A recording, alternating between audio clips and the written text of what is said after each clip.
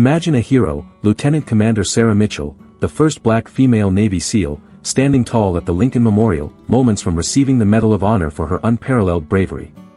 The crowd roars, cameras flash, and history is about to be made. But then, shockingly, federal agents storm in, handcuffs snap around her wrists, and she's dragged away in disgrace. Why?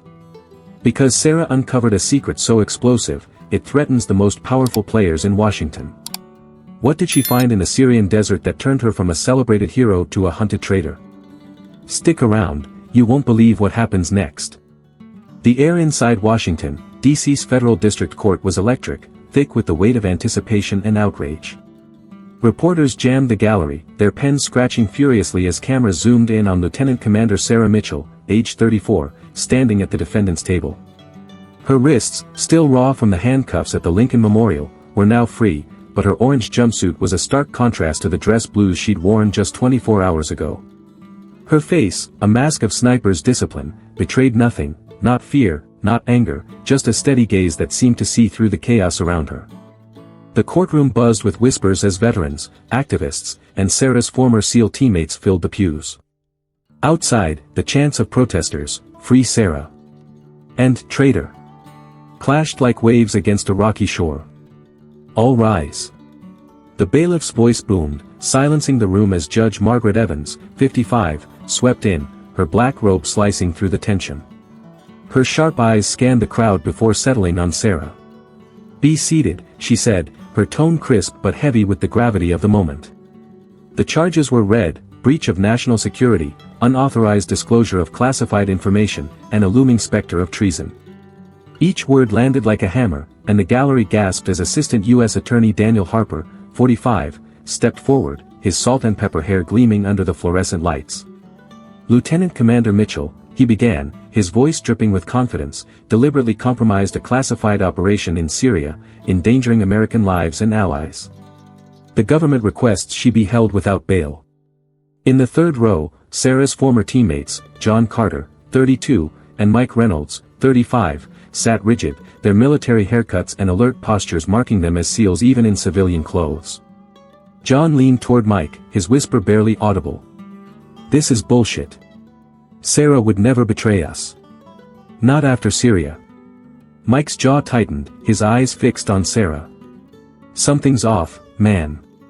She was set to get the Medal of Honor yesterday. Now this?" Their exchange was cut short as Judge Evans' voice rang out. "Lieutenant Commander Mitchell, how do you plead?" Sarah stood, her posture unwavering, chains rattling faintly at her ankles. Her public defender, a young attorney named Emily Carter, 28, looked overwhelmed, her hands trembling as she clutched her notes. Sarah's eyes locked on a point beyond the judge, her silence deafening. The courtroom held its breath.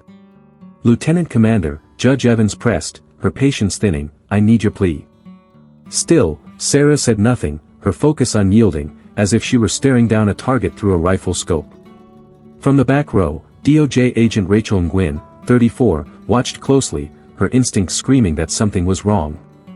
At her level in the National Security Division, she'd seen her share of high-profile cases, but this felt different. The rushed arraignment, the excessive restraints on a decorated officer with no history of violence, the absence of senior Navy brass, it didn't add up. Rachel's eyes flicked to a man slipping into the courtroom, Senator Richard Thompson, 58, chairman of the Armed Services Committee. His tailored suit couldn't hide the tension in his shoulders as he took a seat, his gaze fixed on Sarah with an unreadable intensity. "Ladies and gentlemen," a voice broke through the tension, not from the courtroom but from the video's narrator. "Where are you watching from today? Drop your city in the comments and let us know if you're rooting for Sarah. Hit that subscribe button for more stories of courage." The moment lingered, pulling viewers deeper into the stakes of Sarah's fight. 2 years earlier, under the blistering Syrian sun, Lieutenant Commander Sarah Mitchell crouched on a rocky ridge overlooking a dusty compound near Aleppo. At 32, she was already a legend among SEAL Team 7, her precision as a sniper matched only by her unshakable moral compass. The mission, codenamed Operation Nightshade, was simple: observe a suspected terrorist outpost and report back. No engagement, no heroics. But as Sarah peered through her rifle scope, her gut told her this was no ordinary target. "Target area secure, Commander," came the voice of her spotter, Ethan Brooks, 30, positioned on a nearby ridge. His tone was calm, professional, but Sarah caught a flicker of unease in his eyes when she glanced over. "Copy that," she replied, her voice a whisper against the desert wind. "Team Bravo, status?" John Carter's voice crackled through her earpiece. "In position, eastern approach covered." Mike Reynolds chimed in from Team Charlie. "Ready to move on your mark, ma'am." Sarah adjusted her scope, scanning the compound below. It looked unremarkable, crumbling walls, a few guards, nothing to flag on satellite imagery. But intelligence from a high-placed source had flagged unusual activity. "Observation only," Sarah reminded her team. "We confirm, we document, we extract." What she didn't know, what only Admiral Laura Bennett, 60 at the time, had hinted at, was that this wasn't a terrorist cell. It was something far darker. "Movement at the south gate," Ethan reported, his voice tight. 3 vehicles approaching. Sarah tracked the convoy through her scope, unmarked SUVs, men in civilian clothes but moving with military precision. One figure stood out, Colonel David Pierce, 48, rumored to lead Shadowpulse Solutions, a private contractor with Pentagon ties. "Confirmed visual on primary target," Sarah said, her mind racing. Why was a U.S. contractor here? Ethan's voice cut through again. "Commander, I'm picking up thermal signatures in the western building." Way more than the briefing indicated. Sarah frowned, switching to her thermal scope. The screen lit up with at least 40 heat signatures, clustered, unmoving, not like combatants. "How many?" she asked. 42, maybe more," Ethan replied. "They're not armed. They're contained." Sarah's blood ran cold. Repositioning silently, she angled for a better view into the western building's barred windows. What she saw stopped her heart: men, women, and children, some as young as 6, packed into cells like animals. Their clothes were ragged, their bodies gaunt, some with visible injection scars. "Ethan, are you seeing this?" she whispered. "Affirmative," he said, his voice shaking. "This isn't a base. It's a prison." Sarah activated her secure satellite comms. "Nightshade to Lighthouse, priority transmission for Admiral Bennett only." After a crackle of static, Bennett's voice came through. "Go ahead, Nightshade." Sarah's words were steady but urgent. "Sir, we've got civilians, men, women, kids, being held against their will. Evidence of medical experimentation. Request immediate extraction." A long pause followed, then Bennett's voice, strained. "Negative, Commander. Maintain observation. We need more intel before acting." "Sir, these people need medical attention now," Sarah pressed, her scope lingering on a young boy, Amir, no older than 6, clutching a tattered blanket. "Some show signs of testing." Another pause, longer this time. "Commander Mitchell, your orders are unchanged. Document, do not engage. We can't risk an international incident." Sarah's jaw clenched, every instinct screaming against the order. For 6 hours, her team held position, capturing footage of guards, medical personnel, and a body being carried out in a black bag. As dusk fell, Sarah's resolve hardened. "Team, new orders," she said over the comms. "We're moving in. Bravo, create a diversion at the north perimeter. Charlie, secure the main building. Ethan and I will extract the prisoners." A chorus of affirmatives followed, but Ethan hesitated. "Commander, that's not our mission." Sarah's eyes narrowed. "It is now. Humanitarian necessity overrides." At 0200 hours, the assault began. Team Bravo detonated controlled charges, drawing guards north. Team Charlie swept the main building, neutralizing communications. Sarah and Ethan moved silently toward the prison block, taking out 2 guards with suppressed shots. Inside, the conditions were worse than Sarah had feared: 42 civilians, including 9 children, packed into filthy cells, many showing signs of chemical exposure, rashes, labored breathing, surgical scars. "What the hell is this place?" Ethan muttered, his face pale.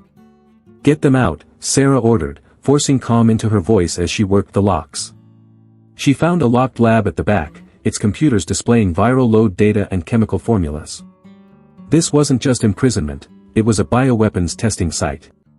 Sarah downloaded the data onto a secure drive, her hand steady despite the horror. "Team Charlie, we need immediate medevac," she radioed. As they freed the prisoners, Mike's voice crackled urgently. "Commander, heavy reinforcements inbound from the south. 24, well-armed, no shadow pulse markings. These are mercenaries." Sarah's mind raced. Shadow pulse wasn't supposed to be here. "Fall back to extraction point Bravo. Get the civilians out."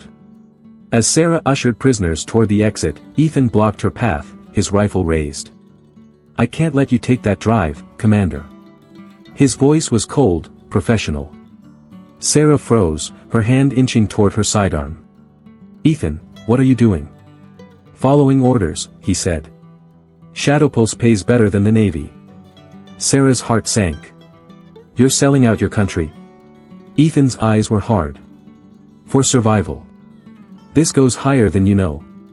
The fight that followed was brutal, 2 elite SEALs, trained together, anticipating every move. Ethan had strength, but Sarah had speed and grit. She disarmed him, pinning him unconscious against the lab wall, blood dripping from a gash on her cheek. "Team Charlie, Ethan's compromised," she radioed, securing the drive. "Consider him hostile." Outside, missiles struck the compound, mercenary helicopters raining fire to erase evidence. Sarah scooped up Amir, shielding him as debris exploded around them. The team fought through the chaos, herding civilians to waiting helicopters. As they lifted off, Sarah looked back at the burning compound, the drive burning a hole in her vest. They'd saved 42 lives, but 2 teammates didn't make it. The cost was heavy, and Sarah knew the real fight was just beginning. The Federal District Courtroom in Washington, D.C. pulsed with a tension so thick it seemed to cling to the polished mahogany walls. Lieutenant Commander Sarah Mitchell, 34, stood at the defendant's table, her orange jumpsuit a glaring insult to the decorated Navy SEAL she was. Her dark eyes, sharp and unyielding, scanned the room, taking in every detail with the precision of a sniper sizing up a battlefield. The gallery was a sea of faces, reporters scribbling furiously, veterans with clenched fists, and her former SEAL teammates, John Carter, 32, and Mike Reynolds, 35, their expressions a mix of disbelief and quiet fury. The air crackled with anticipation as Assistant U.S. Attorney Daniel Harper, 45, strode forward, his tailored suit and confident smirk signaling a man certain of victory. Judge Margaret Evans, 55, sat at the bench, her steely gaze cutting through the murmurs. "Order in the court," she commanded, her voice slicing the noise like a blade. She adjusted her glasses, peering at the documents before her. "Mr. Harper, proceed with the prosecution's case." Harper cleared his throat, his tone dripping with authority. "Your Honor, Lieutenant Commander Mitchell is no hero. She's a rogue operator who willfully disobeyed orders, leaked classified details of Operation Nightshade, and endangered national security. We have evidence, irrefutable evidence, that she acted alone, driven by reckless ambition." Harper gestured to a large screen descending from the ceiling. The courtroom lights dimmed, and grainy footage flickered to life, showing Sarah in the Syrian compound, issuing orders that contradicted her mission brief. The video was cleverly edited, moments of her rescuing civilians were cut, replaced with out-of-context clips of her disabling guards and downloading data. Gasps rippled through the gallery as the footage painted Sarah as a traitor, not a savior. John Carter leaned toward Mike, his voice a low growl. "That's not what happened. They've butchered the truth." Mike's fists tightened, his knuckles white. "She saved 42 people, and they're burying her for it." Sarah's public defender, Emily Carter, 28, fumbled with her notes, her inexperience painfully clear. She rose, her voice shaky. "Your Honor, this footage lacks context. My client acted to save lives, not," Harper cut her off, his voice booming. "Save lives?" She triggered an international incident, costing American lives and compromising a critical operation. He turned to the judge, his eyes gleaming. "We request the court admit this footage and deny bail. Mitchell is a flight risk and a danger to the nation." Judge Evans' expression remained unreadable, but her fingers tapped the bench, a subtle sign of unease. "Lieutenant Commander Mitchell," she said, her voice firm but not unkind, "you've heard the charges. Do you wish to respond?" Sarah stood, her posture rigid, the faint clink of her ankle chains echoing in the silence. She said nothing, her silence a wall of defiance. Emily placed a tentative hand on her arm, whispering, "Sarah, you need to say something." But Sarah's gaze remained fixed, as if she were staring through the judge to the truth buried beneath the lies. In the back row, DOJ agent Rachel Nguyen, 34, leaned forward, her sharp mind piecing together the inconsistencies. The rushed trial, the doctored footage, the absence of Navy brass, it all pointed to a cover-up. Her eyes flicked to Senator Richard Thompson, 58, seated in a corner, his polished exterior masking a nervous twitch in his jaw. Rachel had seen his name in classified memos linked to Shadowpulse Solutions, the private contractor tied to Operation Nightshade. Why was a senator here, watching a military trial like a hawk? Her instincts screamed that this case was bigger than Sarah alone. Harper pressed his advantage, calling his first witness, Commander Nathan Walsh, 42, a Navy intelligence officer with a reputation for loyalty to the chain of command. Walsh took the stand, his posture stiff, his eyes avoiding Sarah's. "Commander Walsh," Harper began, "did Lieutenant Commander Mitchell violate direct orders during Operation Nightshade?" Walsh hesitated, then nodded. "Yes, sir. She was ordered to observe and report, not engage.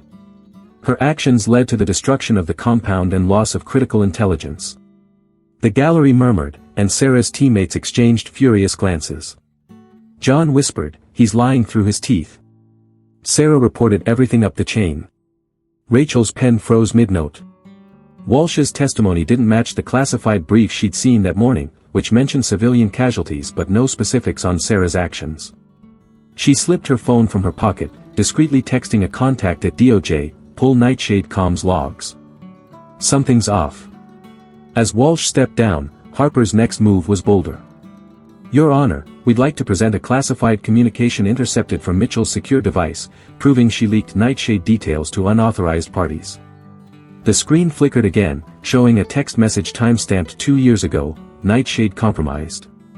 Civilians in danger. Data secured." The message appeared to be sent to an unknown recipient, not Admiral Laura Bennett. The gallery erupted in whispers, and Emily Carter stammered, "Objection, Your Honor. This is unverified." Judge Evans raised a hand, silencing the room. "Counselor, do you have evidence to refute this?" Emily's face paled, her inexperience exposed. Sarah's silence grew heavier, her eyes now locked on Harper, a flicker of anger breaking through her composure. Just as the tension reached a breaking point, the courtroom doors swung open with a resounding thud. Every head turned as Admiral Laura Bennett, 62, strode in, her chest adorned with rows of combat ribbons, her presence commanding instant silence. Her weathered face was granite hard, her eyes burning with a fury that made even Harper falter. Behind her, a team of naval officers in dress uniforms flanked her, their expressions grim. "Your Honor," Bennett's voice cut through the room like a gunshot, "this trial is a farce. I have evidence that will change everything." The gallery buzzed as Bennett approached the bench, handing Judge Evans a sealed folder stamped with Pentagon clearance codes. "These are unedited mission logs and footage from Operation Nightshade," she said. "They prove Lieutenant Commander Mitchell acted to save 42 civilians, not to betray her country. The prosecution's evidence has been manipulated by Shadowpulse Solutions, a contractor with ties to Senator Richard Thompson." The senator, still seated in the back, went pale, his hands gripping the armrests. Harper's confidence cracked.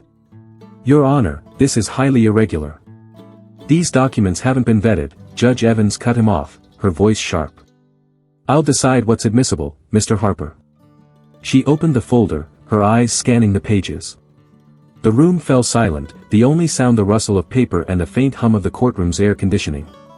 Rachel Nguyen leaned forward, her pulse quickening. She'd heard whispers of Shadowpulse influence in D.C., but Bennett's accusation was a bombshell. If true, it implicated not just a contractor but a sitting senator in a conspiracy to frame a war hero. Judge Evans looked up, her expression troubled. "Admiral Bennett, these are serious allegations. You're claiming the prosecution's evidence was falsified?" Bennett nodded, her voice steady. "Not just falsified, Your Honor. Fabricated to protect a bioweapons program that violated every international law. Sarah Mitchell uncovered it, and they're burying her to keep it quiet." The gallery erupted in chaos, reporters shouted questions, veterans stood in protest, and John Carter slammed his fist on the pew, muttering, "I knew it." Sarah's eyes met Bennett's for a fleeting moment, a silent acknowledgement passing between them. But before the judge could respond, Harper regained his composure, his voice rising. "Your Honor, Admiral Bennett's interference is an attempt to derail justice. We have additional evidence, a second communication proving Mitchell's intent to leak classified data." He signaled for the screen to display another message, this one showing Sarah's name linked to a foreign IP address. The implication was clear: treason. Rachel's phone buzzed with a reply from her DOJ contact, "Comms logs corrupted. Originals missing." Her stomach dropped. Someone had tampered with the evidence chain, and Harper was banking on it. She slipped out of her seat, moving toward the exit to make a call, her mind racing. If Bennett's documents were real, they could expose not just shadow pulls but a network of corruption reaching the highest levels of government. Judge Evans banged her gavel, her patience fraying. "Enough. This court will recess for 30 minutes to review Admiral Bennett's evidence. Clear the gallery." As reporters protested and security moved to escort them out, Sarah remained still, her eyes now fixed on Senator Thompson. He stood abruptly, his face a mask of forced calm, and slipped out a side door. Rachel caught the movement, her instincts screaming to follow him. Whatever was happening, the truth was teetering on a knife's edge, and Sarah Mitchell was at its center. The Washington, D.C. federal courtroom was a powder keg, the air heavy with the aftershock of Admiral Laura Bennett's bombshell evidence. The gallery, still reeling from the recess order, buzzed with frantic whispers as reporters scrambled to file updates and veterans exchanged heated glances.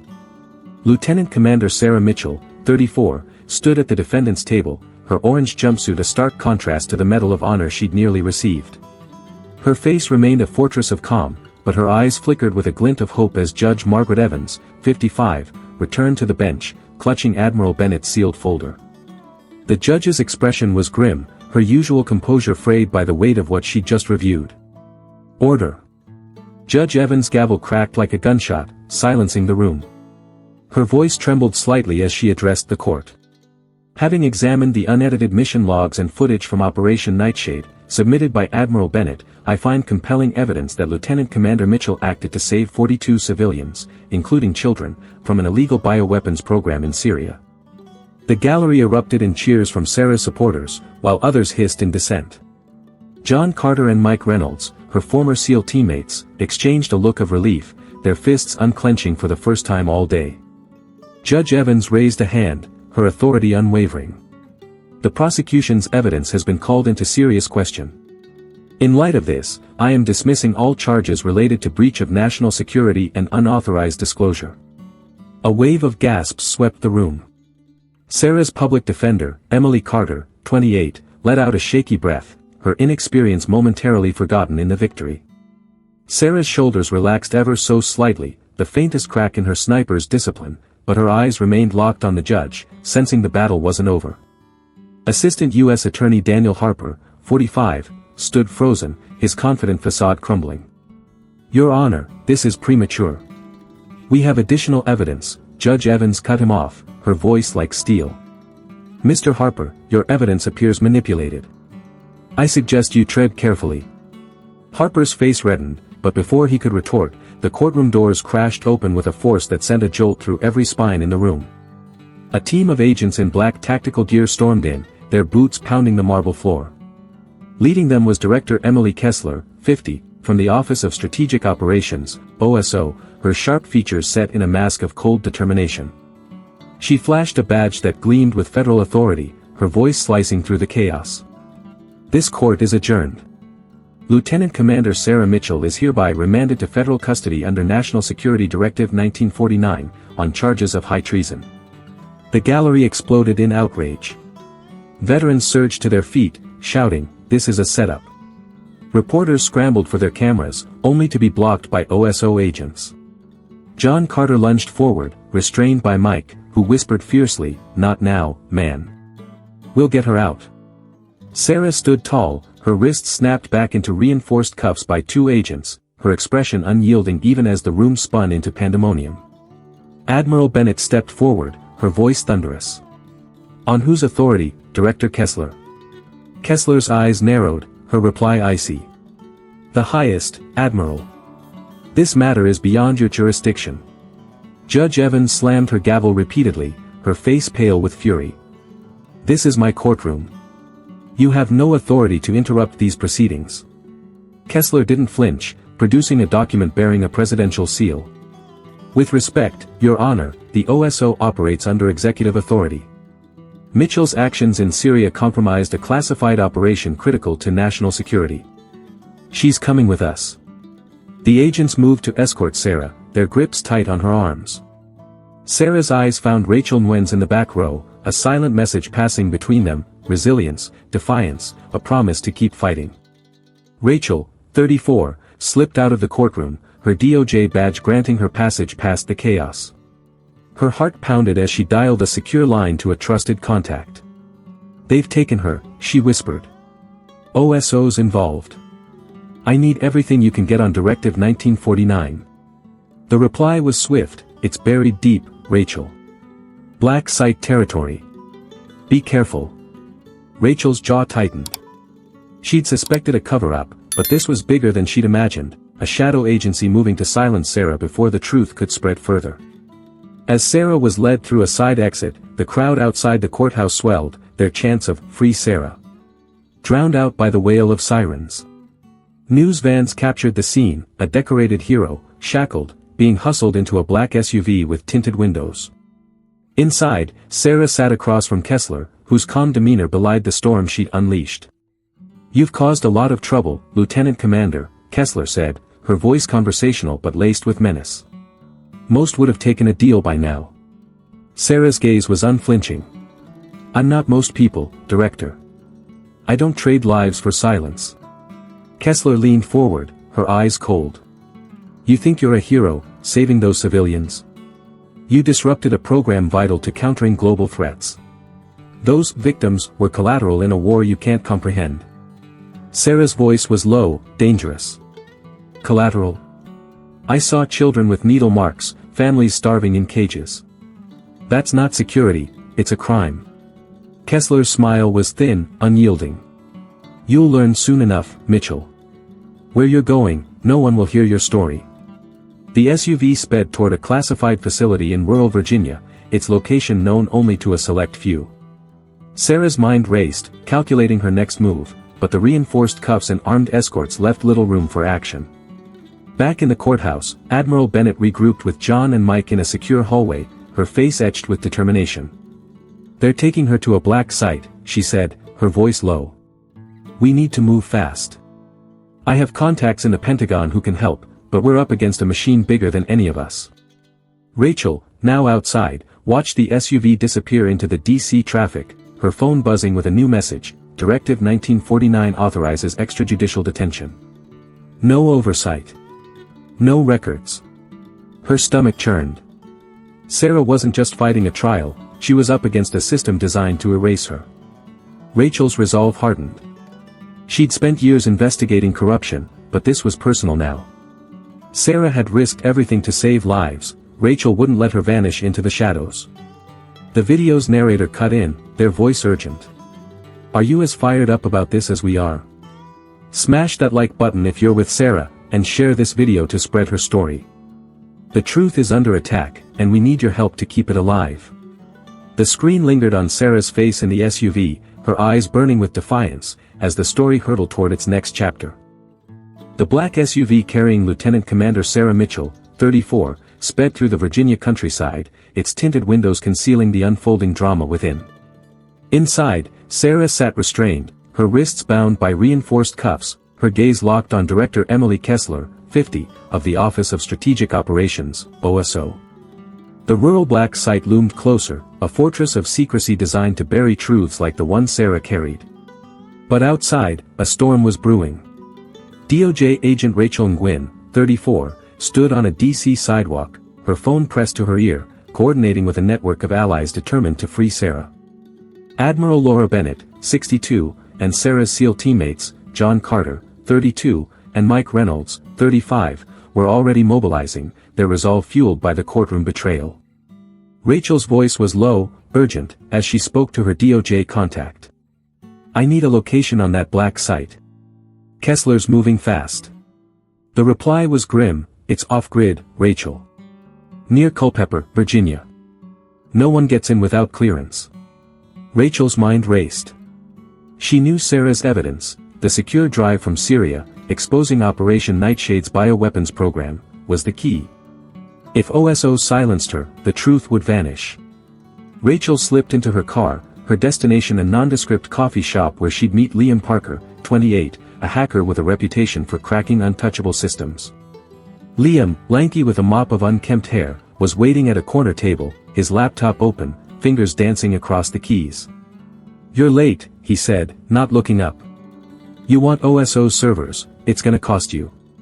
"Name your price," Rachel replied, sliding into the seat. Liam smirked. "Not money. A favor. I want DOJ protection if this blows up." Rachel nodded, her eyes hard. "Done. Get me into their system."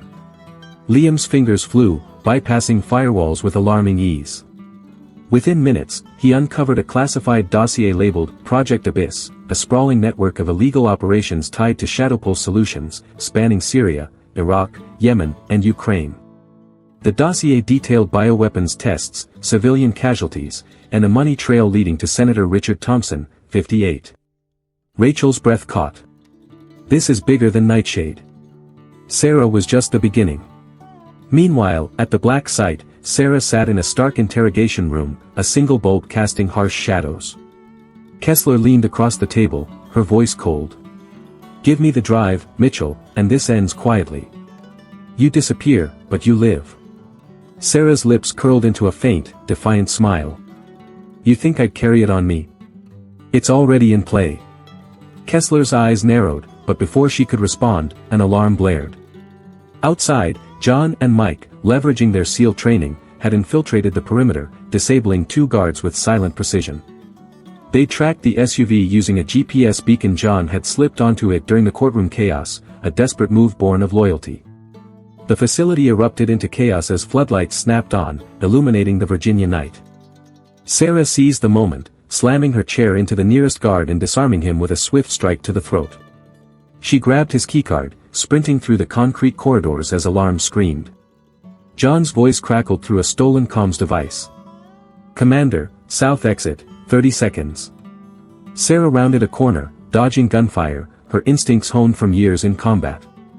She burst through the exit to find John and Mike waiting in a stolen van, tires screeching as they peeled away under a hail of bullets.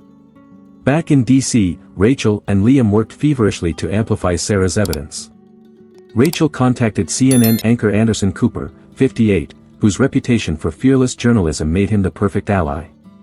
"Anderson, I've got evidence of a government conspiracy, bioweapons, civilian testing, all tied to a U.S. contractor," she said, forwarding Liam's decrypted files. Anderson's response was immediate. "Get me proof, and I'll air it tonight." Hours later, his primetime broadcast lit up screens nationwide, displaying unedited Nightshade footage, Sarah saving civilians, children crying in cages, and data confirming illegal experiments.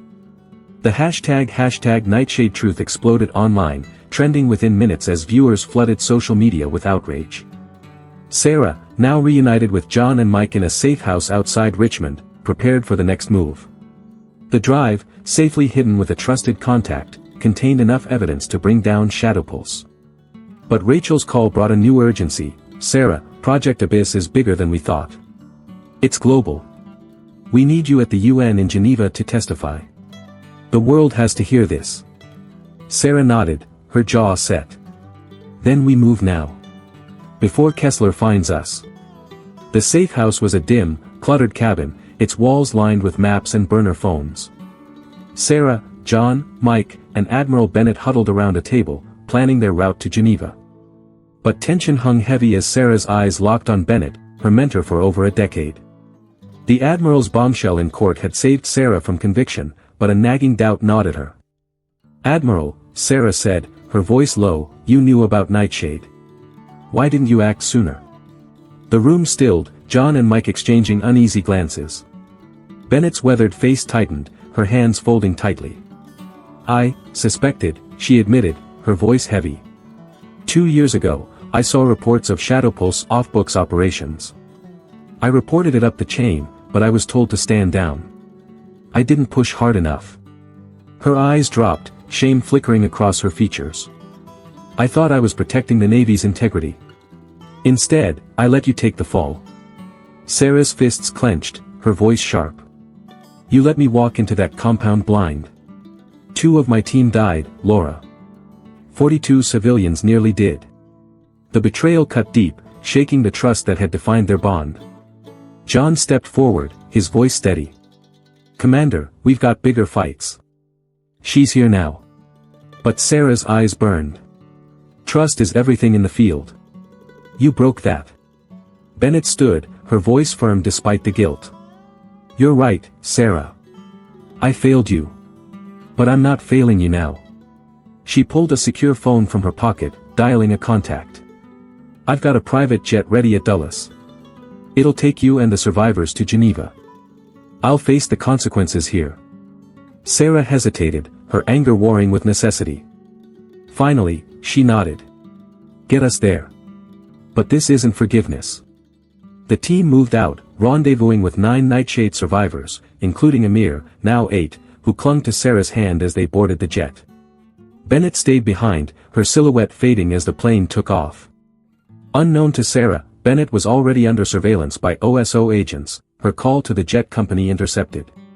Kessler, monitoring from a DC command center, smiled coldly. They're heading to Geneva. Let them think they're safe. In Geneva, Rachel and Liam worked to secure UN protection for Sarah's testimony.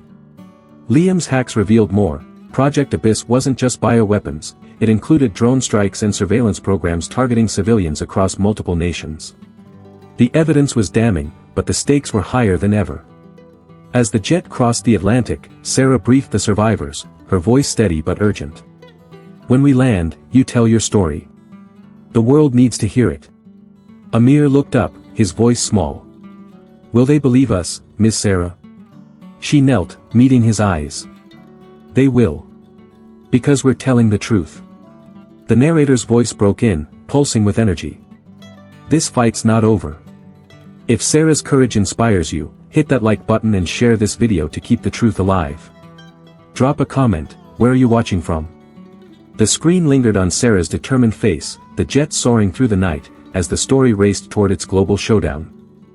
The United Nations Assembly Hall in Geneva was a crucible of global attention, its vast chamber filled with diplomats from over 190 nations, their eyes fixed on Lieutenant Commander Sarah Mitchell, 34, standing at the podium in her navy dress blues. The scars on her hands, earned in Syria, were a silent testament to her sacrifice. Behind her stood 9 survivors of Operation Nightshade, including Amir, now 8, his small frame trembling but resolute. The room buzzed with anticipation as Sarah began, her voice steady and commanding. I swore an oath to protect the innocent, not the powerful. Operation Nightshade was no accident, it was a crime against humanity, orchestrated by Shadowpole Solutions and enabled by Senator Richard Thompson. Gasps echoed as she named names, her words slicing through years of secrecy. Rachel Nguyen, 34, watched from the sidelines, her DOJ badge granting her access to the secure gallery. She clutched Liam Parker's decrypted files, now public, detailing Project Abyss's global reach. As Sarah spoke, footage from Syria played on massive screens, children in cages, chemical test logs, money trails to Thompson. Amir stepped forward, his voice cracking but clear. They heard us. Ms. Sarah saved us. His scars, visible under the harsh lights, silenced the room. Mid-testimony, OSO Director Emily Kessler, 50, was escorted out in handcuffs, her face a mask of fury as UN security acted on Rachel's evidence. Senator Thompson's resignation hit news feeds worldwide, his empire crumbling under the weight of truth. Back in the US, Sarah declined a hero spotlight, choosing instead to found a mentorship program in Norfolk, Virginia, training young SEALs to prioritize ethics over orders. In a quiet moment, she opened a letter from Amir, now safe in Seattle. Ms. Sarah, you're my hero. I'll be brave like you, he wrote, his words bringing tears to her eyes. Rachel Nguyen took charge of a DOJ task force to dismantle Project Abyss's remnants, while Admiral Laura Bennett, 62, retired to teach military ethics, her redemption hard-won. Sarah visited the graves of her fallen teammates, laying stones in silent tribute, her mission now to ensure their sacrifice wasn't in vain. Courage isn't just about facing bullets, it's about standing for what's right, even when the world turns against you. Sarah's fight teaches us to speak truth, no matter the cost. In your own life, challenge injustice, however small. Be the voice for those who can't speak. If Sarah's story moved you, hit subscribe and join us next week for another tale of courage. Drop a comment, where are you watching from? Let's keep the truth alive together.